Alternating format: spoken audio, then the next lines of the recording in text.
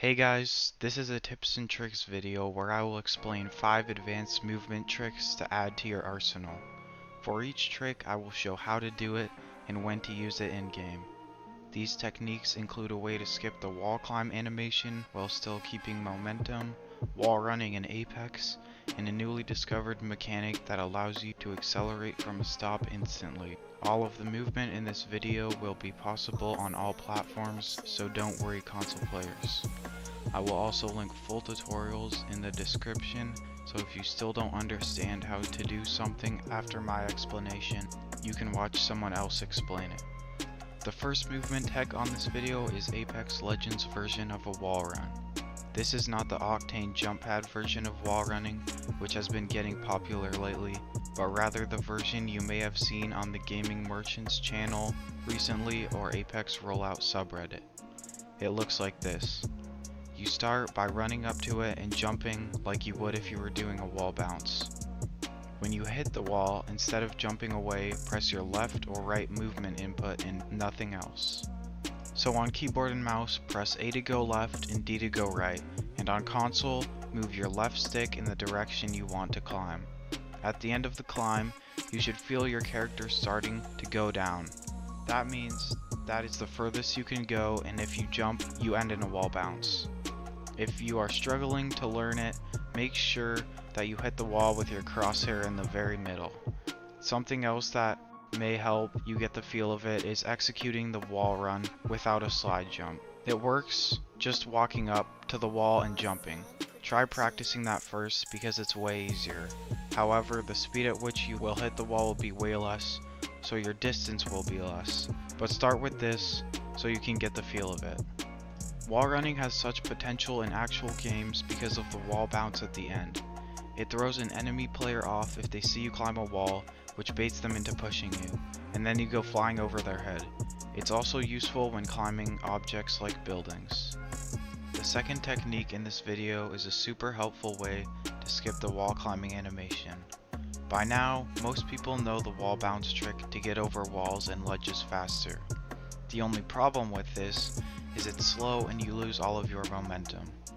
The better way to skip the wall climb animation is by running up to the wall at an angle and doing a wall jump. Immediately after you wall bounce, look back at where you came from and momentum shifts over the wall. The only tricky part of doing this is the momentum shift. Most people already know how to do a momentum shift. If you don't, practice momentum shifts on their own. Knowing this trick is super useful in games to get over walls quicker, especially if you're chasing someone or someone is chasing you. This is a pretty easy technique to master, so spend some time in the firing range practicing and you'll learn a trick you can use in almost every game of Apex you play. The next trick is brand new. It's called the Super Glide and allows a player to gain an instant speed boost after climbing. It also surprisingly only uses 2 inputs, jump and crouch. The reason it hasn't been discovered is because of the timing. You only have 1 or 2 frames where you can pull the maneuver off. To learn how to super glide, load up firing range and find any spot where you can climb. Start by climbing up, and right before the climbing animation ends, press your jump and crouch inputs at the exact same time. If you're doing it right, your legend should fly forward immediately. As I said earlier, the timing is really annoying to get down consistently, but once you do, it's extremely satisfying. Some people are dubious of whether super gliding is actually going to be useful in real games. After all, Asu does have a similar trick which involves slide jumping after climbing. The problem with Asu's trick is that it only works in some situations. It also doesn't give you as much momentum and leads to a lot of dead slides. Super gliding, on the other hand, is a little harder to pull off, but is way more useful. It can be used even on objects like fences and little edges. It catches your opponent off guard when you go flying off of a building and makes you way harder to track. I myself haven't even gotten close to mastering super gliding, and it will take time, but I believe the end result is worth it. The fourth technique is a turnaround wall bounce. A turnaround wall bounce is like a normal wall bounce, except it is much more useful in real games. Here's a clip of me doing it in firing range. As you can see, it's just a normal wall bounce but with a little extra strafe. There is a more extreme version of a turnaround wall jump that uses tap strafing. I'm showing this version because tap strafing is not possible on controller in a lot of keyboard and mouse binds. This trick is also more reliable to pull off in an actual game than the tap strafe version. The technique looks really simple but is one of the most useful in a game. The problem with normal wall jumps is that it leaves you exposed the whole time and you can never see your opponent.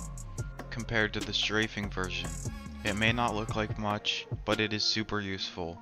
The whole time you can see and even shoot your opponent. It also comes as more of a surprise when you wall jump at them. To do a turnaround wall bounce, all you have to do is run straight forward. You can also strafe and shoot while you're running and it won't mess up the trick. Keep looking at where your opponent will be and do a slide jump at the wall you want to jump off of. Right as you are about to hit the wall, spin and face the wall, but only for the split second that you make contact and jump off. As soon as you jump off, turn back and look at your enemy. You can even shoot midair. You should use this in a game when you damage an opponent and they duck behind cover to heal. You'll have eyes on them the entire time and come flying around the corner for an easy kill. You can also use it when you nade the corner. Just be careful that you don't wall bounce right into your own frag. This is also one of the rare moves that works better on a controller because of controller movement, so you controller players should definitely be making use of this. The last technique allows you to do wall bounces off of small structures. It can also be used to never get dead wall jumps. If you've ever been in a game or the firing range and gotten a wall bounce where you just kind of fall to the ground, then you know it's super annoying.